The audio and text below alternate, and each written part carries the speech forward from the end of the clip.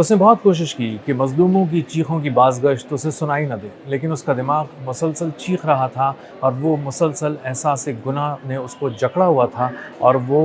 इस हद तक तकलीफ़ में रहा कि आखिरकार उसने अपनी ज़िंदगी का ख़ात्मा कर लिया। इसराइली फ़ौजी हलाक हो गया। लेकिन ये पहला इसराइली फ़ौजी नहीं है। इसराइली फ़ौज में ख़ुदकुशियों का रुझान खौफनाक हद तक बढ़ चुका है और पिछले 15 साल की बुलंद तरीन सतह पर पहुँच चुके हैं ये ख़ुदकुशी से मरने वाले फ़ौजियों की तादाद। मेरा नाम अज़हर अली ख़ान है और आप देख रहे हैं आज की बात। एलेक्स मिलर 23 साल का कसाई जो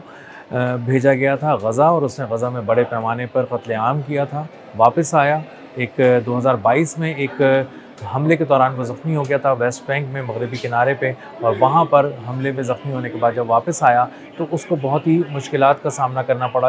अपनी बहाली में और अपने इलाज के मामले में। और उसके बाद जब वो बेहतर हो गया तो उसने दोबारा सर्व करने का सोचा और वो दोबारा गज़ा चला गया और वहाँ पे उसने बहुत बड़े पैमाने पे कत्लेआम में हिस्सा लिया। लेकिन एक मुसलसल एहसास गुनाह था जो जिसने उसको जकड़ा हुआ था, उसका दिल बेचैन था, उसके दिमाग में धमाके हो रहे थे और वो इसी सूरत हाल में वापस आ गया और छुट्टी लेकर अपने घर बैठ गया। और उसको एहसास गुनाह ने इस शिद्दत से जकड़ा कि आखिरकार उसने अपने आप को गोली मारकर अपनी ज़िंदगी का ख़ात्मा कर लिया और वो मर गया।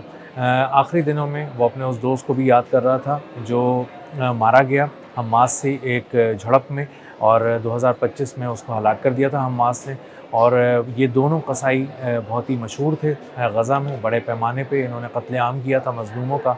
और आखिरकार ये दोनों अपने अंजाम को पहुंच चुके। लेकिन एलेक्स मिलर की जो मिसाल है ये पहली नहीं है, इससे पहले भी कई लोग अपनी ज़िंदगियों का ख़ात्मा कर चुके हैं और ये ट्रेंड इस कदर खौफनाक हद तक बढ़ चुका है इसराइली फ़ौज में कि संभाला नहीं जा रहा। अब तक तकरीबन 1,70,000 फ़ौजियों ने नफ्सियाती दबाव का शिकार होकर मुख्तलिफ़ मुआलिजीन से रुजू किया और कहा कि हमें बताएं कि हम किस तरह हमें किसी थेरेपी से गुजारें, हमें नींद नहीं आती, हमें उन मज़लूमों के चेहरे सामने आते हैं जिनका हमने कत्लेआम किया। उस वक्त हम समझ रहे थे कि हमने बहुत अच्छा काम किया, इसराइल की बहुत खिदमत की, लेकिन अब वो बच्चे हमें याद आ रहे हैं। वो औरतें जो आखिर वक्त तक हमें दुहाई दे रही थी कि हमें क्यों मार रहे हो, हमारी ज़िंदगी का ख़ात्मा क्यों कर रहे हो, हमने तुम्हारा कुछ नहीं बिगाड़ा। हमने उनको गोलियां मारी, उनके सरों में गोलियां मारी, उनको ज़ख्मी करके छोड़ दिया इस हद तक कि हमें पता था कि हम उनको अस्पताल जाने की इजाज़त नहीं देंगे और वो तड़प तड़प कर खून बह जाने से मर जाएंगे। इस तरह की दर्दनाक मौतें जब हमने देने की कोशिश की, जब हमने ये सारे गुनाह किए, तो उसके बाद हमारे दिल को कुछ इत्मीनान मिलता था। लेकिन बाद में हमारी ज़िंदगी अजीरन हो गई, हमारी नींद ख़राब हो गई, हमारा सुकून बर्बाद हो गया। और उसके बाद जब से हम गज़ा में सर्व करते रहे या उसके बाद वापस घर आ गए अपने तेल अवीव में या किसी और शहर के अंदर इसराइल के, हमें एहसास गुनाह मुसलसल जकड़े रहा। और इसी तरह का एक और केस भी आया जो बैत याम उसका इलाका है इसराइल का, वहाँ पर एक शेल्टर में अपने आप को गोली मार ली एक इसराइली फ़ौजी ने, इसलिए कि वो अपने कज़न्स की मौत देख चुका था, अपने दोस्तों की मौत देख चुका था और उसको अंदाज़ा हुआ था कि वो इसराइली फ़ौज में सिर्फ इसलिए आया था कि वो मज़लूमों का कत्लेआम कर सकेगा या फिर उसको लड़ना नहीं पड़ेगा किसी से। उसको यकीन दिलाया गया था कि तुम्हारा मुकाबला किसी से भी नहीं होना, क्योंकि कोई हमसे लड़ने यहाँ तो नहीं आएगा और हम जिससे लड़ने जाएंगे उसको हम कमज़ोर ही समझ रहे होंगे, इसीलिए हम तुम्हें वहाँ भेजेंगे। तो उसको अंदाज़ा था कि मुझे मज़लूमों से लड़ना पड़ेगा, कमज़ोरों से लड़ना पड़ेगा। लेकिन जब ईरान ने जंग का जवाब देना शुरू किया और इसराइल में मिसाइल हमले और हाइपरसोनिक और बैलिस्टिक मिसाइल आकर गिरने लगे और हमले होने लगे, तो उसको अंदाज़ा हुआ कि मैं ये जो गन पकड़ कर खड़ा हूँ हाथ में, दुश्मन पर तो चला नहीं सकता क्योंकि दुश्मन तो यहाँ मौजूद ही नहीं है। वो तो आता है और फ़िज़ाओं से हमला करता है और मुझे मार देता है और पूरे इसराइल को उसने जहन्नुम बना दिया है, तबाह कर दिया है। ये सोचकर वो बैत याम के एक शेल्टर में गया और मुसलसल छुपा रहा और अपनी फ़ौजी क़यादत से कट गया और उनके अहकामात लेने से उससे इनकार कर दिया। और बिलाखिर इस कदर उसके जहन पर दबाव इतना बढ़ा, उसके नफ्सियाती मसाइल इस कदर बढ़ गए कि उसने अपनी ज़िंदगी का ख़ात्मा करने में ही आफियत जानी और आखिरी पैगाम में उसने कहा कि मैं जहन्नुम में ज़िंदगी गुजार रहा हूँ, मुझे जहन्नुम में नहीं रहना, इससे तो बहुत अच्छा है कि मैं मर जाऊँ। और उसके बाद उसने अपनी ज़िंदगी का ख़ात्मा कर लिया। अगर आप ट्रेंड उठाकर देखें तो आपको अंदाज़ा होगा कि 60 के करीब सुसाइड जो है वो की गई हैं इसराइली आर्मी में अक्टूबर 2023 से 2026 के दौरान। ये केसेस गैर मामूली तौर पर बढ़ गए हैं। जनवरी 2024 से जुलाई 2025 के दौरान 279 ایکٹیو سولجرز نے اپنی جان لینے کی کوشش کی، اپنی زندگی کا خاتمہ کرنے کی کوشش کی۔ 11 جو سولجرز ہیں، 11 فوجی اور پولیس مین ایسے ہیں جو مارے گئے، جو ہلاک ہو گئے، انہوں نے خودکشی کر لی اپریل 2025 میں۔ یہ ایک ہی مہینے میں ہونے والی سب سے زیادہ خودکشیاں قرار دی جا رہی ہیں۔ اور اسی طرح جب یہ ٹرینڈ بڑھا ہے اور تقریباً 22 فوجی ایسے ہیں جنہوں نے 2025 میں خودکشی کی ہے، اور یہ خودکشیوں کی سب سے زیادہ تعداد ہے پچھلے 15 سال کے دوران۔ سب سے اہم بات یہ ہے کہ جو خودکشیاں کرنے والے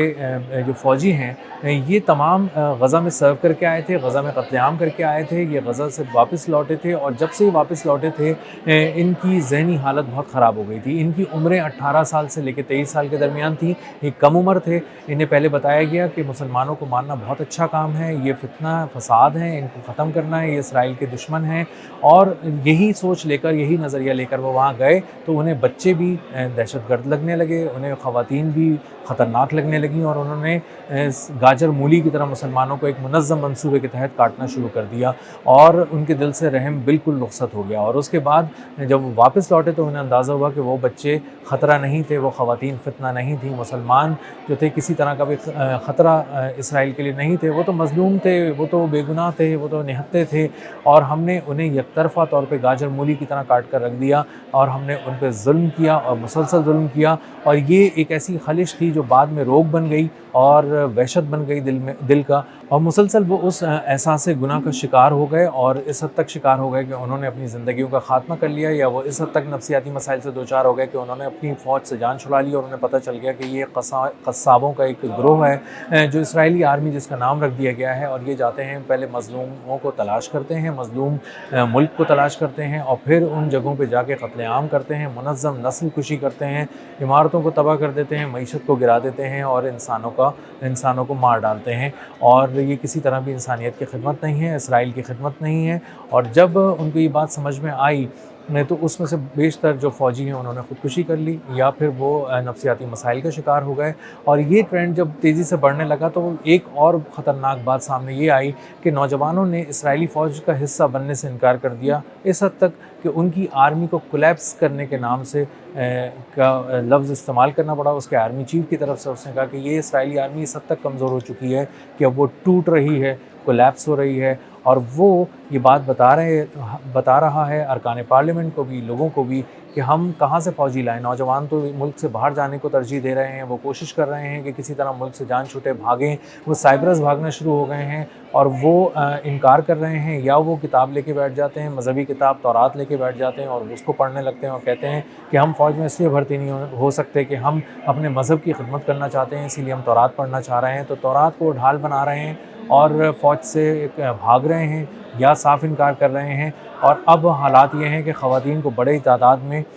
فوج میں بھرتی کیا جا رہا ہے۔ اب تک 3 گنا جو ہے وہ خواتین کی بھرتی تیز ہو چکی ہے، اور تقریباً 5 میں سے 1 خاتون جو ہے وہ سولجر اسرائیل میں رکھی گئی ہے۔ 5 اگر سولجرز ہیں تو ان میں سے 1 خاتون ہے، اور خواتین کی اس تیزی سے بڑھتی تعداد کے درمیان ہی ایک اور خبر بھی یہ سامنے آ رہی ہے کہ جو خواتین سے جنسی ہراسانی کے کیسز ہیں اسرائیلی فوج کے اندر، وہ غیر معمولی طور پر بڑھ گئے ہیں، اور خواتین کو کہیں جائے پناہ نہیں مل رہی، وہ اپنی عزتیں نہیں بچا پا رہی ہیں اپنے افسران سے، اپنے ساتھی اہلکاروں سے۔ اور سب سے خوفناک بات یہ ہے کہ جب وہ اس کی شکایت کرنے جاتی ہیں تو وہی افسر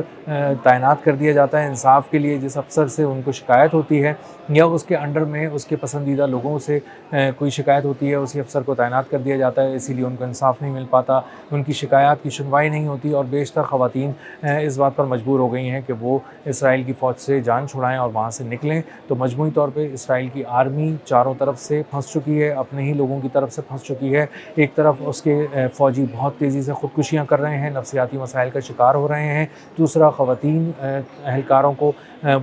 کو بہت تیزی سے فوج میں بھرتی کرنے کی کوشش کی جا رہی ہے۔ نوجوانوں نے، مردوں نے انکار کر دیا ہے اسرائیلی فوج میں بھرتی ہونے سے، اور ان کی فوج اب اس حد تک کمزور ہو گئی ہے کہ اس کے لیے اسرائیل کا آرمی چیف خود ٹوٹنے کا لفظ استعمال کر رہا ہے۔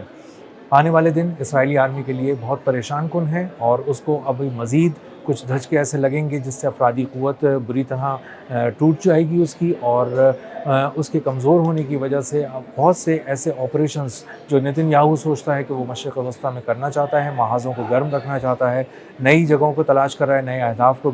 نشانہ بنانے کی کوشش کر رہا ہے، پلاننگ کر رہا ہے، اس کو ایک بہت زوردار دھچکا لگا ہوا ہے اور آنے والے دنوں میں مزید لگے گا۔ اب تک کے لیے اتنا ہی، ملتے ہیں اگلی ولاگ میں کسی نئی خبر، نئے تجزیے اور نئے زاویے کے ساتھ۔ اللہ حافظ۔